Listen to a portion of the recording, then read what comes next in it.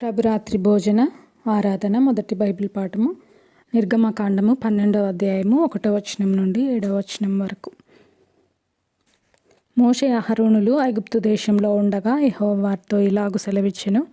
నెలలలో ఈ నెల మీకు మొదటిది, ఇది మీ సంవత్సరమునకు మొదటి నెల. మీరు ఇశ్రాయేలుల సర్వ సమాజముతో ఈ నెల దశమి నాడు వారు తమ తమ కుటుంబముల లెక్క చొప్పున ఒక్కొక్కడు గొర్రె పిల్లనైనను మేక పిల్లనైనను అనగా ప్రతి ఇంటికి ఒక గొర్రె పిల్లనైనను ఒక మేక పిల్లనైనను తీసుకొనవలెను. ఆ పిల్లను తినుటకు ఒక కుటుంబము చాలకపోయిన ఎడల వాడును వాని పొరుగువాడును తమ లెక్క చొప్పున దాన్ని తీసుకొనవలెను. ఆ గొర్రె పిల్లను భుజించుటకు ప్రతి వాని భోజనము పరిమితిని బట్టి వారిని లెక్కింపవలెను. నిర్దోషమైన ఏడాది మగ పిల్లను తీసుకొనవలెను. గొర్రెలలో నుండి అయినను మేకలలో నుండి అయినను దాన్ని తీసుకొనవచ్చును. ఈ నెల 14వ దినము వరకు మీరు దాని నుంచుకొనవలెను. ఆ తరువాత ఇశ్రాయేలుల సమాజపు వారందరూ తమ తమ కూటములలో సాయంకాలమందు దాన్ని చంపి దాని రక్తము కొంచెము తీసి తాము దాన్ని తిని ఇండ్ల ద్వారబంధపు 2 నిలువు కమ్ముల మీదను పైకమ్మి మీదను చల్లి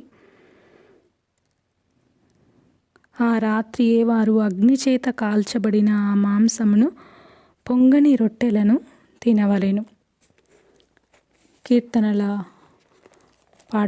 పాఠ్య భాగము 116వ అధ్యాయము. యెహోవా నా మొర్రను నా విన్నపములను ఆలకించి ఉన్నాడు. కాగా నేను ఆయనను ప్రేమించుచున్నాను. ఆయన నాకు చెవియొగ్గెను. కావున నా జీవితకాలమంతయు నేను ఆయనకు మొరపెట్టుదును. మరణ బంధములు నన్ను చుట్టుకొని ఉండెను. పాతాళపు వేదనలు నన్ను పట్టుకొని ఉండెను. శ్రమయు దుఃఖమును నాకు కలిగెను. అప్పుడు యెహోవా దయచేసి నా ప్రాణమును విడిపింపుమని యెహోవా నామమును బట్టి నేను మొరపెట్టి తిని.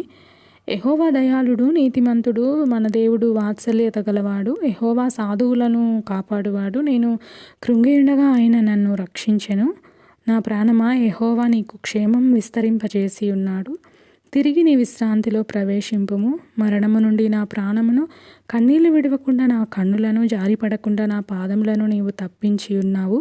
సజీవులున్న దేశములలో యెహోవా సన్నిధిని నేను కాలము గడుపుదును. నేను అలాగూ మాటలాడి నమ్మిక ఉంచి తిని. నేను మిగుల బాధ పడిన వాడను. నేను తొందరపడిన వాడనై ఏ మనుషుడు నమ్మదగిన వాడు కాడను కొంటిని. యెహోవా నాకు చేసిన ఉపకారములన్నిటికీ నేను ఆయనకేమి చెల్లించుదును. రక్షణ పాత్రను చేత పుచ్చుకొని యెహోవా నామమున ప్రార్థన చేసేదను. యెహోవాకు నా మ్రొక్కుబళ్ళు చెల్లించెదను. ఆయన ప్రజలందరి ఎదుటనే చెల్లించెదను. యెహోవా భక్తుల మరణము ఆయన దృష్టికి విలువగలది. యెహోవా, నేను నిజముగా నీ సేవకుడను, నీ సేవకురాలి కుమారుడనై ఉన్నాను. నీవు నా కట్లు విప్పి ఉన్నావు. నేను నీకు కృతజ్ఞతార్పణ నర్పించెదను. యెహోవా నామమున ప్రార్థన చేసేదను.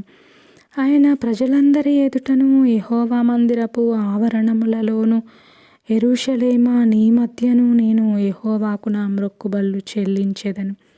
యెహోవాను స్తుతించుడి.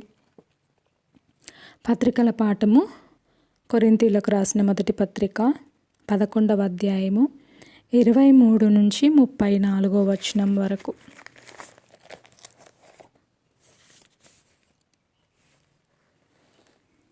నేను మీకు అప్పగించిన దానిని ప్రభువు వలన పొందితిని. ప్రభు అయిన యేసు తాను అప్పగింపబడిన రాత్రి ఒక రొట్టెను ఎత్తుకొని కృతజ్ఞతాస్తుతులు చెల్లించి దానిని విరిచి, ఇది మీ కొరకైన నా శరీరము, నన్ను జ్ఞాపకం చేసుకొనుటకై దీనిని చేయుడని చెప్పాను. ఆ ప్రకారమే భోజనమైన పిమ్మట ఆయన పాత్రను ఎత్తుకొని, ఈ పాత్ర నా రక్తం వలననైన క్రొత్త నిబంధన. మీరు దీనిలోనిది త్రాగునప్పుడెల్లా నన్ను జ్ఞాపకం చేసుకొనుటకై దీనిని చేయుడని చెప్పాను. మీరు ఈ రొట్టెను తిని ఈ పాత్రలోనిది త్రాగునప్పుడెల్లా ప్రభువు వచ్చు వరకు ఆయన మరణమును ప్రచురించుదురు. కాబట్టి ఎవడు అయోగ్యంగా ప్రభు యొక్క రొట్టెను తినునో లేక ఆయన పాత్రలోనిది త్రాగునో వాడు ప్రభు యొక్క శరీరమును గూర్చియో రక్తమును గూర్చియో అపరాధి అగును. కాబట్టి ప్రతి మనుషుడు తన్ను తాను పరీక్షించుకొనవలెను.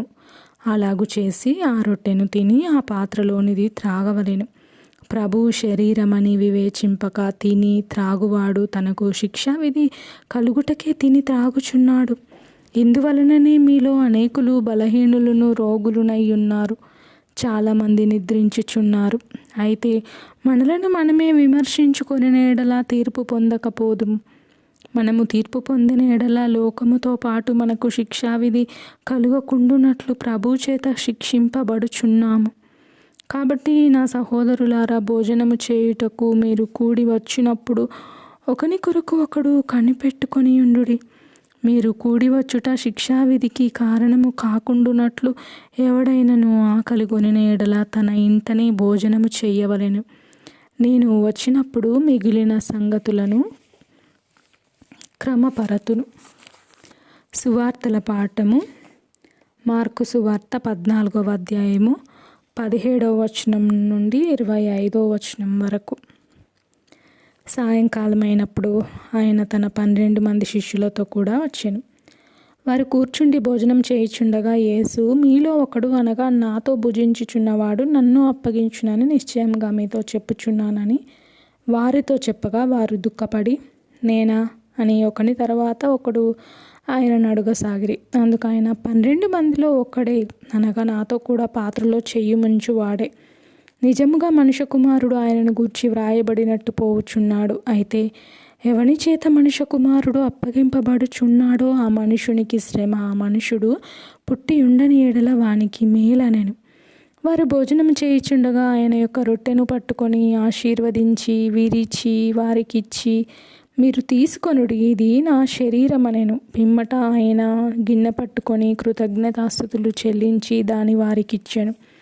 వారందరూ దానిలోనిది త్రాగిరి. అప్పుడు ఆయన, ఇది నిబంధన విషయమై అనేకుల కొరకు చిందింపబడుచున్న నా రక్తము. నేను దేవుని రాజ్యములో ద్రాక్షారసము క్రొత్తదిగా త్రాగు దినము వరకు ఇకను దానిని త్రాగనని మీతో నిశ్చయముగా చెప్పుచున్నానెను. ఆమేన్.